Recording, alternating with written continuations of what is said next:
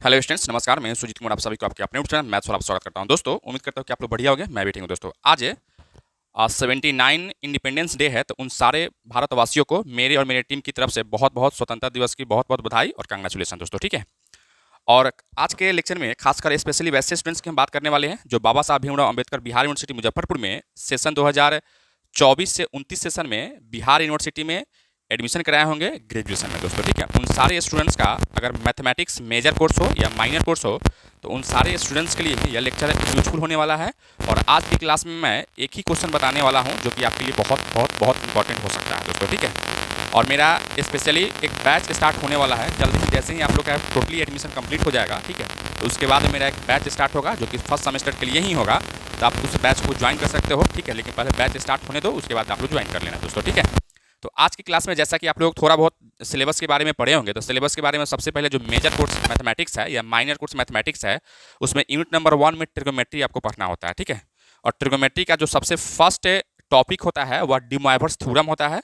और D मोइवरेस theorem को हम लोग प्रूफ करते हैं कि कैसे हम प्रूफ करते हैं, और उसके ऊपर हम लोग क्वेश्चन को करते हैं दोस्तों। ठीक है। तो डी मोइवरेस थ्योरम का लेक्चर ऑलरेडी हम प्रूफ करा चुके हैं। ठीक है। आप लोग वीडियो देखे भी होंगे। ठीक है। अगर नहीं भी देखे होंगे तो अभी हम थोड़ा सा उसके बारे में बताएंगे आपको। ठीक है। और उसी से रिलेटेड आज की क्लास में एक क्वेश्चन को करने वाले हैं जो कि बहुत इंपॉर्टेंट आपको होने वाला है दोस्तों। ठीक है। तो चलिए सबसे पहले हम लोग क्वेश्चन को लिखते हैं और उसके बाद उसके बारे में बात करते हैं, उसके बाद उसको प्रूफ करते हैं दोस्तों। ठीक है। देखो, क्वेश्चन में जो आपको कहता है कि prove that 1 plus sine theta minus नहीं बल्कि हम प्लस का कॉस थीटा बटा 1 plus sine theta minus cos theta, minus का क्या है आई कॉस थीटा का whole power n equal to, जो हमको प्रूफ करना है वो आपको क्या प्रूफ करना है, इक्वल टू होना चाहिए था साइन थीटा प्लस आई कॉस थीटा और कॉस थीटा का होल पावर n होना चाहिए था। ठीक है। और एक और हमको यहाँ से प्रूफ करना है कि cos pi by two n minus का एन थीटा, और फिर यहाँ से प्लस का आई साइन पाई/2 इंटू एन माइनस का एन थीटा होना चाहिए था। ठीक है। यही बात आपको प्रूफ करना है, इसी बात को हमको प्रूफ कर लेना है दोस्तों। ठीक है। तो अभी हम जो देखने वाले हैं इसी का प्रूफ हम देखने वाले हैं दोस्तों। ठीक है। किसी को कोई दिक्कत नहीं होनी चाहिए थी, तो हम लोग इसी को प्रूफ करने वाले हैं। ठीक है। सबसे पहले देखो, डी मोइवरेस थ्योरम कहता क्या है तुम्हारा कि अगर कोई भी स्टेटमेंट अगर इस तरीके से दिया गया हो कि क्या दिया गया हो आपको भाई, तो यहाँ से दिया गया हो कॉस थीटा प्लस आई साइन थीटा का होल पावर अगर n रहता है ना, तो इस डी मोइवरेस थ्योरम में या जो पावर n है वह आपको एंगल में मल्टीप्लाई हो जाता है। अर्थात क्या लिखो यहाँ से कॉस एन थीटा प्लस का आई साइन एन थीटा लिखते हैं हम लोग। ठीक है। बस यही, इसी को क्या कहा जाता है, डी मोइवरेस थ्योरम कहा जाता है, और इसी को हम लोग प्रूफ भी करते हैं। ठीक है। और ये एग्जाम में प्रूफ करने वाला एग्जाम में प्रूफ करने के लिए पूछ भी लिया जाता है। ठीक है। तो आप इसी का यूज करके इस सारे क्वेश्चन को या इसका जो प्रूफ करने वाला है इसको हम लोग प्रूफ करेंगे दोस्तों। ठीक है। तो कैसे यहाँ से प्रूफ करोगे, सबसे पहला काम क्या है तुम्हारा कि आप इसको LHS पार्ट को लेके आओ। ठीक है। LHS में क्या दिया है, 1 प्लस का साइन थीटा प्लस का i cos theta whole upon 1 plus का साइन थीटा माइनस का आई कॉस थीटा का होल पावर क्या है, यहाँ से n दिया है तो n लेके आओ। ठीक है। अच्छा, अब यहाँ से तुम देख सकते हो भाई, क्या इस 1 के जगह पे आप जानते हो ना कि यहाँ से साइन स्क्वायर थीटा प्लस का cos square theta equal to 1 हो जाता है ना।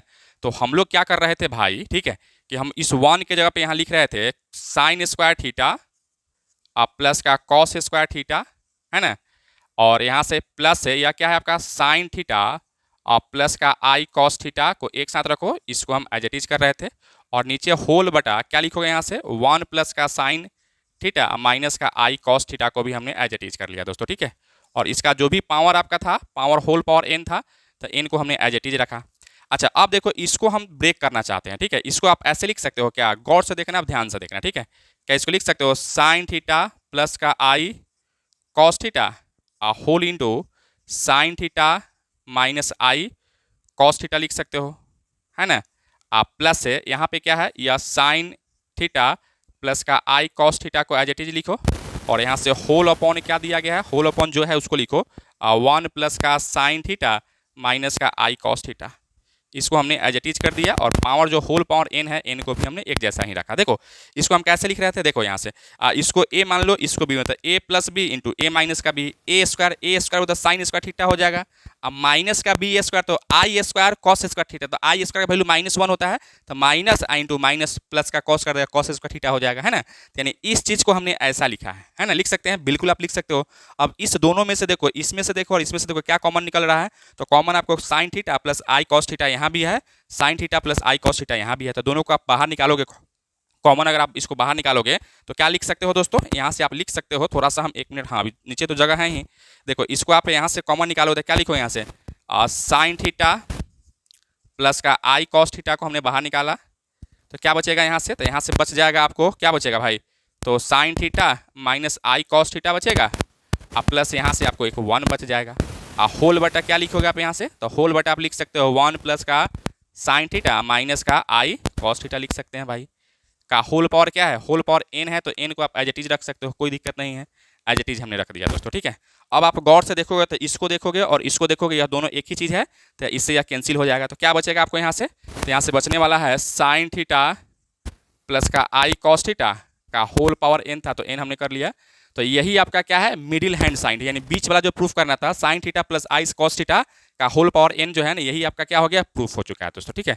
यानी मिडिल हैंड साइड को आप इस तरीके से प्रूफ कर सकते हो भाई, ठीक है। कोई दिक्कत है किसी को, अगर किसी को भी कोई दिक्कत हो तो फिर आप कमेंट बॉक्स में कमेंट को छोड़ना, ठीक है। बाकी हम नेक्स्ट लेक्चर में जब आएंगे तो आपके डाउट्स को मैं क्लियर कर दूंगा दोस्तों, ठीक है। अब देखो यहाँ से जब मिडिल हैंड साइड को हमने प्रूफ कर लिया, तो अब मैं प्रूफ करने वाला हूँ इसका क्या, तो राइट हैंड साइड को, ठीक है। तो राइट हैंड साइड को प्रूफ करने के लिए देखो मैं इसको इसी को लेके आगे बढ़ूंगा, तो आपको प्रूफ हो जाएगा राइट हैंड साइड भी दोस्तों, ठीक है। तो देखो फर्स्ट ऑफ ऑल इसको हम क्या लिख सकते हैं, तो यह साइन है और हमको यहाँ कॉस में लाना है, तो इस साइन को तुम क्या कर सकते हो, कॉस में बदल सकते हो, 90 माइनस थीटा लिख सकते हो, है ना।